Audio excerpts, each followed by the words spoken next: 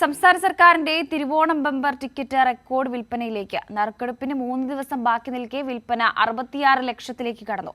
ജില്ലാടിസ്ഥാനത്തിൽ ഇക്കുറിയും പാലക്കാടാണ് വിൽപ്പനയിൽ മുന്നിൽ നിൽക്കുന്നത്. 25 കോടിയുടെ ഭാഗ്യവാൻ ആരാണെന്നറിയാൻ ഇനി 3 ദിവസങ്ങൾ മാത്രം ബാക്കി. സംസ്ഥാനത്തൊട്ടാകെ ടിക്കറ്റിന്റെ വിൽപ്പന തകൃതിയായി നടക്കുകയാണ്.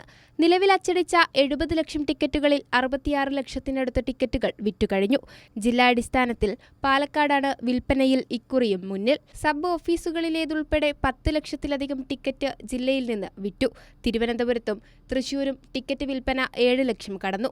9-ന് മുന്നേ മുഴുവൻ ടിക്കറ്റും വിറ്റുതീരാനാണ് സാധ്യത.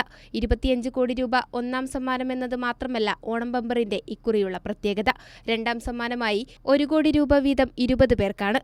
ഇതുകൂടാതെ മൂന്നാം സമ്മാനം ഓരോ പരമ്പരയിലും 50 ലക്ഷം രൂപ വീതം 20 പേർക്കും ലഭിക്കും. അതിനിടെ വ്യാജ ലോട്ടറി സജീവമാകുന്നതിനെതിരെ വകുപ്പ് അവബോധ പ്രചരണം ഊർജിതപ്പെടുത്തിയിട്ടുണ്ട്. കേരളത്തിൽ മാത്രമാണ് സംസ്ഥാന ഭാഗ്യക്കുറിയുടെ വിൽപ്പന. പേപ്പർ ലോട്ടറിയായി മാത്രമാണ് വിൽക്കുന്നത്. ഹിന്ദിക്കൊപ്പം തമിഴ്, കന്നഡ, തെലുങ്ക് ഭാഷയിലും വ്യാജ ലോട്ടറിക്കെതിരെയുള്ള അവബോധ പ്രചരണം ശക്തമാക്കിയിട്ടുണ്ട്. കൈരളി ന്യൂസ്, തിരുവനന്തപുരം.